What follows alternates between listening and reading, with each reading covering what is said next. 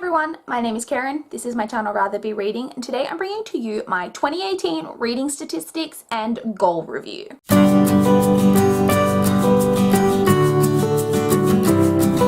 2018 was a pretty solid reading year for me. I'm pretty happy with how my reading year went as a whole. In this video we're going to go over kind of all of my statistics for how all of my reading was, and then go over all of the goals that I set for myself in 2018 and see how I did on those. If you guys didn't see my 2018 goals video, I will link that in the cards for you guys. I'll leave a link down below to it as well, along with my mid-year check-in. I did do a check-in midway through the year to kind of see how I was going on them, so if you've missed both of those videos and want to check those out first, I'll link those below. But let's jump straight in and talk about the statistics. So in the year of 2018, I read a total of 250 books, which I was really happy with. That's an increase of 15 books than what I read in 2017. My reading has gone steadily up every year, even from before I joined BookTube, but I've only really followed it closely since I joined BookTube. Well, that's not technically true. I first started following my reading, so when I lived in Canberra, I think it was my friend Emma actually, she'd been watching this quiz show, and one of the characters, like the interesting fact that they said about themselves on that show was that they read 100 books. My friend Emma was like, I think you would easily read 100 books in a year, and I was like, I think so, but I've never tracked it. So that year, I then started tracking my reading, and I read over 100 books that year. I can't remember how many it was exactly, and I've basically tracked it every year since then, but it has gone up every year. I think I was in like the 120s, and then I like went up to like kind of 150, and then so on and so forth. And this year I hit 250, which is my highest number since I've been tracking it. Like I said, 15 more than last year. In addition to the 250 finished books, I did DNF a further 9 books that I started reading but didn't finish, and of the 250 books I had 19 rereads within that 250. So to break it down into what that 250 books was made up of, I read 191 novels, 25 novellas, 4 novella bind-ups, so collections that had more than one novella in it. I read 13 middle grade / children's books, 9 graphic novels, 2 manga collections, 3 webcomics, 1 screenplay, 1 play, and 1 poetry collection. In terms of the format of how I read the books, I read 122 physical books. I read 51 ebooks. I read a further to that 51 ebooks. I read 3 online, which was the 3 webcomics. I just read them online on my computer. It wasn't like a downloaded ebook or anything like that. And then I listened to 74 audiobooks in 2018, which is definitely the most audiobooks that I've read in a year. And then moving into like books that I own versus books that I took out from the library, excluding audiobooks, I read 94 books that I own and 79 from the library, and very happy with that statistic that I read more books that I own than from the library. That's a really good ratio for me, because in previous years I have read more from the library than what I own, so I'm glad that I kept that on a really good ratio this year.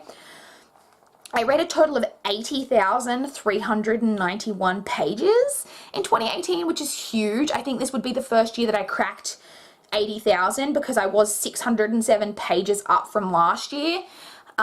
So last year I was just under 80,000, so this year I cracked the 80,000, which is really great. So that averaged out to 220 pages per day, which is above the 200 pages per day where I like to kind of keep my average when I can, which is only 1 page per day average higher than last year, which is interesting considering that I did read 15 more books. So obviously, having only read 600 more pages than last year, some of the books that I was reading last year were obviously longer than books that I was reading this year. The longest book that I did read this year, however, was 984 pages. I didn't actually look to see what it was, but I'm pretty sure that would have been Gone with the Wind by Margaret Mitchell. That book was real big. And then the shortest book that I read was 13 pages. 3 of the novellas I read this year were really short, like really short, and 13 pages was the shortest of them. Breaking that down a little bit further, so I read 15 books that were over 500 pages, which is actually pretty low. I think that's like 8 books less than what I read that were over 500 pages last year. And I read 48 books that were under 200 pages, which is 10 more than I read the year prior. So again, I think that I was reading a lot of longer books, on average last year than what I read in 2018. I'm not really bothered by that. Those statistics are a little bit skewed. I'll get into more of that as I go on, because there's a few statistics that are kind of skewed by one event that kind of took place, but I'll touch on that. So now to go into my star ratings, I'm going to break down each rating that I give and how many books I gave that star rating over the year. So I gave 4 books 1 star, which is not great. I gave 1 book 1.25 stars. I gave 8 books 1.5 stars. I didn't give any books 1.75. I gave 13 books 2 stars, 2 books 2.25 stars, 15 books 2.5 stars, 7 books 2.75 stars, 37 books 3 stars, 19 books 3.25 stars, 58 books 3.5 stars, which is my the highest number that I gave a star rating, which doesn't surprise me. I feel like 3.5 is a very common rating that I give out. I gave 24 books 3.75 stars. I gave 4 books 32 stars. I gave 10 books 4.25 stars. I gave 11 books 4.5 stars. I gave 1 book 4.75 stars.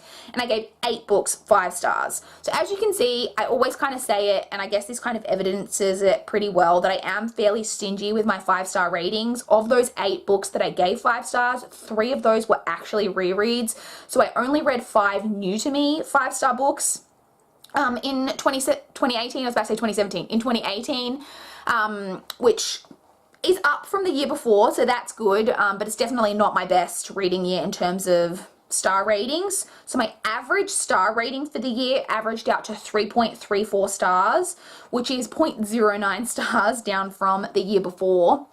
Again, I'm not too fussed by that. 3.34 stars that's okay for me. I think that, and I was discussing this with someone recently, that when you read across a wide variety of genres, and there's nothing wrong with people who do this. Some people really know their genres that they really like and books that they really like, and they just kind of stick within that. And because of that, they're reading a lot of books that they really, really enjoy, which is fantastic. I'm not that type of reader. I read very widely across so many different genres. And different just types of books, that means that I give a wide variety of ratings, and I don't mind that. So that means that my average is probably always going to be lower than what a lot of other people's are. That doesn't really bother me. So my best months and my best and worst months, I thought I would kind of touch on. So my best month in terms of number of books read was January, when I read 29 books, and my worst month in terms of number of books read was June, when I only read 14. My best month in terms of average star rating was March and May. I had an average of 3.63 in both March and May, which is fantastic, because I think I rarely get my average for a month above 3.5. So that was really good that I had an average star rating above 3.5 in 2 different months. And my worst month in terms of average star rating was January, where my average star rating was 2.71. So this is where I was kind of mentioning that my statistics are a little bit skewed. You may have noticed that my best month in terms of number of books read was January, and my worst average star rating was in January. That's because in January I read a series of novellas. I can't remember how many there were now. There were like 7 or 8 of them, something like that, that were all novellas that weren't good. I read all of them. I don't think I gave any of them above a 1.5 star rating. So that really dropped my average down that month. And again, I'm okay with that. It wasn't like I completely despised them or I would have given them 1 star. They weren't bad enough for me to stop reading them. I wanted to know what was going to happen in that series, so I kept going with it, even though I recognized that they weren't good. But because they were novellas, they were short, I could keep going with it. So I just read them. So I feel like my numbers are a little bit skewed because of those things going on in January, but they are what they are. So now I have a couple of statistics that I've never really talked about in my videos before that I thought might be interesting to touch on. So in terms of year published, like release year, I read 40 books in 2018 that were published in 2018. I think that's a lot for me. I know for other people, they read a lot of books published that year and that number would be so low for them, like out of 250 books. For me, that's pretty good. I have never been someone who reads a lot of books published that year. And I think the reason for me that that number is so high this year is twofold. Firstly, it comes down to NetGalley. obviously most of the NetGalley books that I'm reading are published within that same year, so that gets my number higher. And then also the audiobooks. A lot of the audiobooks that I read from my library, that my library gets in as new audiobooks, are books published that year. They don't seem to get, they get some backlist books, but a lot of the books that they're getting are newer releases. And so that just means that, again, that number gets higher and higher every year. So I thought that was an interesting statistic. The next highest like category was books published from 2010 to 2017. I read 157 books published in that time period, which again doesn't surprise me at all. Then breaking down kind of the age range of books that I read in 2018, I've never looked at this, I've never broken this down before, and I found it really interesting because I've never really looked at whether I was reading more adult or YA, and if you ask me that, I don't even know. I would have been able to give you an answer, but now I know because I looked at the statistics. So I read 135 adult books, I read 88 YA, 13 middle grade / children's books, and 14 new adult. So obviously my highest number there is adult. Significantly, I read like 50 more adult books than I did YA, so I thought that was pretty interesting that I'm reading very clearly more adult. And I'm totally fine with that. I enjoy YA. I don't really care what my split is in terms of that. I just thought it was an interesting number to look at. Now, the final statistic that I thought I'd touch on is genre of book that I read. And again, I found this very interesting. So technically, the highest number of books that I read in a genre, my highest genre read, if you will, was contemporary. I read 42 contemporary books. I found this very, very interesting because contemporary is not a genre that I typically would say is like one of my favorites.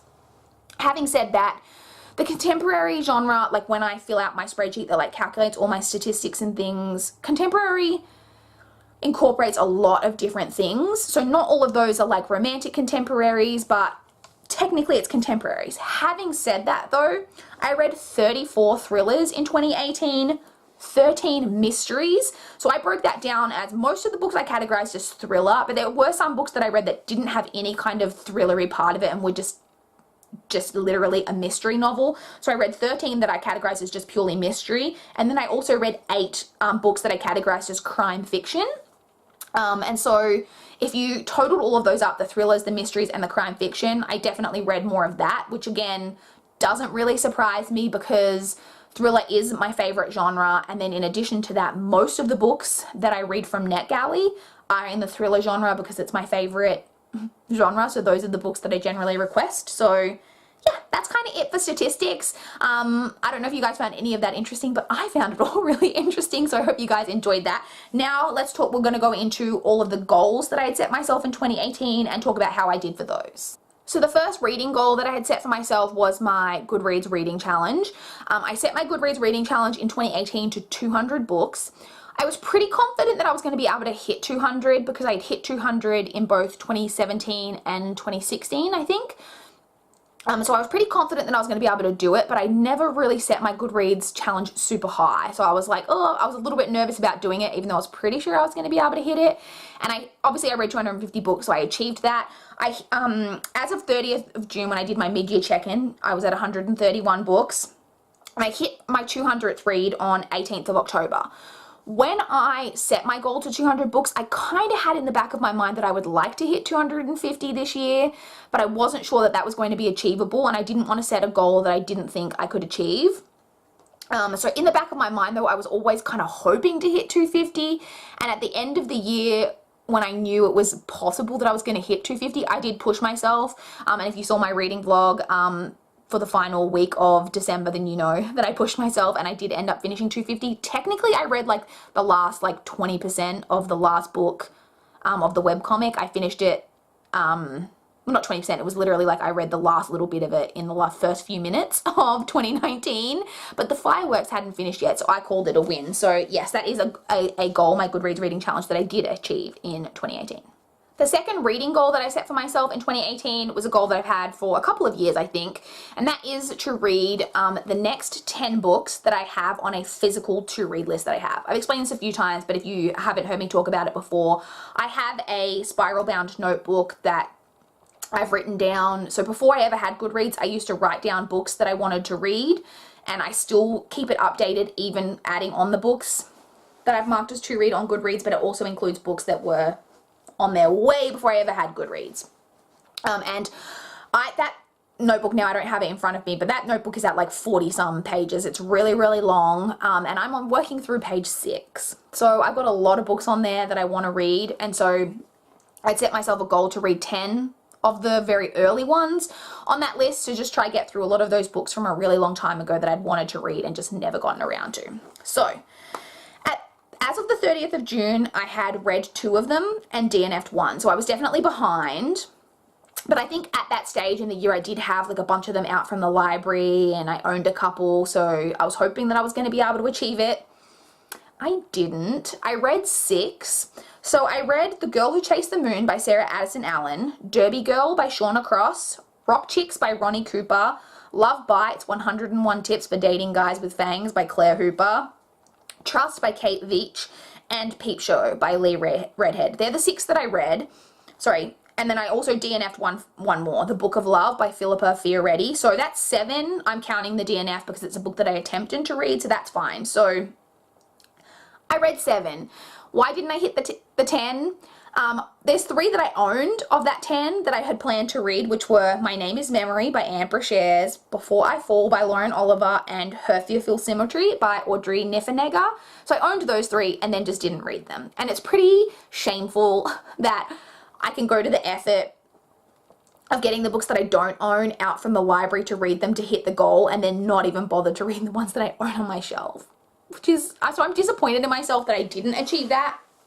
But I read 7 of them, so I'm happy that I've crossed a few of those older books off my list. And obviously the ones that I own are books that I definitely plan to read eventually. So really getting the ones out from the library is kind of a good thing, because they're the ones that I don't know when I would have gotten around to reading. So that's good that I made the effort, got them out, read them, even though, having said that, 5 of those 6, so obviously I DNF 1, didn't like that one, and then 5 of the 6 that I did read, I also really, really didn't like.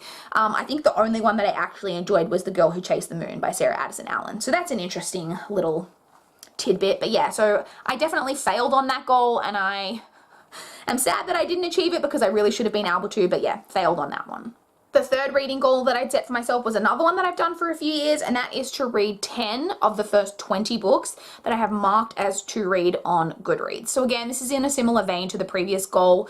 It's just all about trying to read books that I've wanted to read for a really, really long time and had never gotten around to. So as of the 30th of June, I had read 5 of the 10, so I was on track, exactly on track to achieve it. And I ended up reading 7. So again, I didn't hit it. So the 7 that I read were Since You've Been Gone by Morgan Matson, Defending Jacob by William Landay, The Edge of Normal by Carla Norton, Spark by Rachel Craw, Princess of Thorns by Stacey J, Stray by Rachel Vincent, To All the Boys I've Loved Before by Jenny Han. So they're the ones that I read. Having said that, so again, why didn't I get to the other 3? Again, because they're ones that I owned and I was planning to read and then just didn't read. So I owned Looking for Alaska by John Green, A Monster Calls by Patrick Ness, and I'll Give You the Sun by Jandy Nelson. So they're 3 that I own that I could have read, but I just didn't. So pretty similar comments to make that I made on the last one. I really should have been able to achieve this goal, but I didn't. But like again, I'm glad that I read the 7 because they're books that I don't know when I would have gotten around to, so I'm glad that I made the effort to read them. These ones I generally enjoyed more than I enjoyed the ones from the previous challenge, so that's good. But yeah, definitely a fail on this one as well. The 4th reading goal that I'd set for myself in 2018 was that I wanted to read 70 books from my physical TBR shelf that I owned prior to the beginning of 2018. So if I purchased the book in 2018 and read it that same year, that didn't count. But I wanted to read 70 that I owned prior to the beginning of that year. And as of the 30th of June, when I did my check-in, I had read, I think I said in the video that I'd read 23, but I'd actually read 24, so I was super behind. And as of the end of the year, did I hit the 70? Hell no. I failed and failed hard on this goal. And this is the one that I'm most shameful that I didn't do at least better on, because this statistic is really, really bad. I read 40. I finished up with 40. I did read a further 12 books from my physical TBR that I purchased in 2018 and read in 2018, which I actually think is a really high number for me. to read books, because you guys know that I read all the older books on my shelf first, but I think the reason for that was purely that I had a lot of series that I owned first or second or third or whatever books in, and had to buy the most recent book in that year to finish that series, and so I ended up reading that finisher, and that was a book that I'd read that year, so that kind of skewed that a little bit. But even including the, what did I say, 12, that's still only like 52 books. I only read 52 books off my physical TBR shelf. Now you might be saying, oh Karen, in your statistics before you said you'd read like 90 books that you own. And that's correct, because I do include in my statistics for books that I own, I include all of the books on my Kindle that I read, because they're books that I own, and books, well, just, yeah, everything off my Kindle basically, because they are books that I own. But for this statistic, this is focusing on the physical ones that I own, and yeah, I didn't do well on this at all. This is definitely something I need to be better about, because I really don't have enough space for my physical TBR books, and I definitely purchased more than, you know, 52 books last year, a lot more than 52. So to have only read like 52 is shameful. Well, 40 that I owned prior to that year that actually went towards the goal. So yeah, a definite fail for that one. The 5th reading goal that I set for myself was to complete the Around the Year in 52 Books reading challenge. So for those of you who don't know, the Around the Year in 52 Books reading challenge is a Goodreads group. And basically the idea of the challenge is that there's a challenge for every week of the year, hence 52, and each week you read a book that hits that challenge, so on and so forth. I do it a little bit differently in that I just take the 52 challenges and try to check them off throughout the year. I've done this challenge for a couple of years now. I'm happy to say that I did achieve everything that I wanted to for the Around the Year in 52 Books. There's technically one that I didn't complete, but you do get a wild card, which I used for that category. So I did complete this challenge. I'm going to be doing a separate wrap-up video for the Around the Year in 52 Books. So I'll talk about it more in that video, but I did complete this, so this is a successful goal for me. And the 6th and final reading goal that I'd set myself in 2018 was that I wanted to reread 6 books/series. As of my mid-year check-in, I had read 2 towards that goal, and as of the end of the year, I had read 2. So I failed.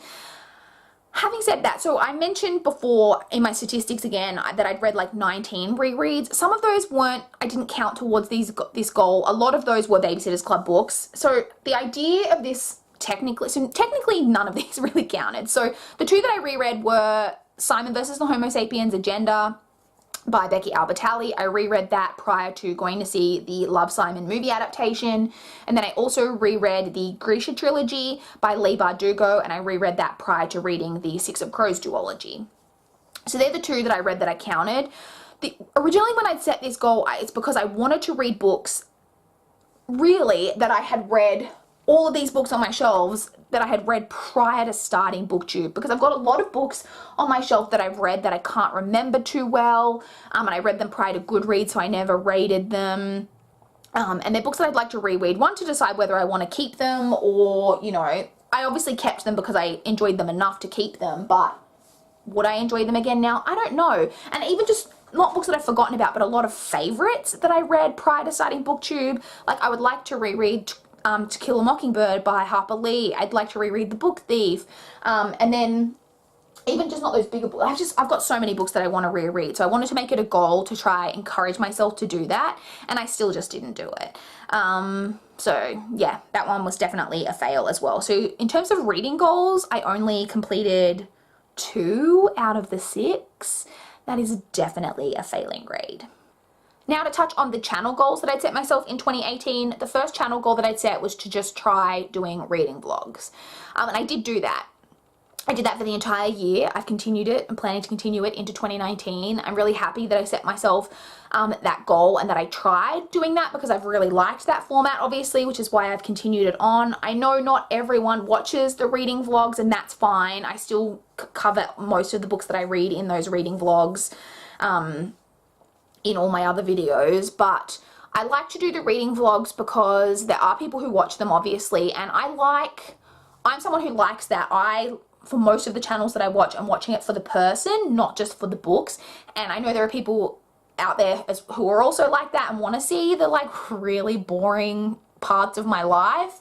So I enjoy them, and I'm going to be, like I said, keeping that up in 2019. So that was definitely a successful goal. My second channel goal that I'd set was to post some non-bookish content on my channel. I did do this. I didn't do it as well as what I would have liked, but I did do it. So I posted a couple of videos. Mainly this goal was about movies and TV content, which I did do. So I posted a quarterly wrap-ups. I've got one left to do for the final quarter, which will be coming up soon. But I did post videos about the movies and TV that I've been watching. I do want to do more with this. Like I would like to post videos about favorite movies and things like that as well. But I did post what I watched videos, and I did a TV show tag, I think, and I did do a couple of different videos, which I enjoyed. So I didn't do as much as what I had hoped, but I did do it. So I'm calling that one a success. And then the third channel goal that I set, which was really just like a reminder, but I'd set it as a goal just to encourage myself to do it, was just to include the ebooks that I purchase in my book hauls, and I was very successful with that. I did that every month of the year.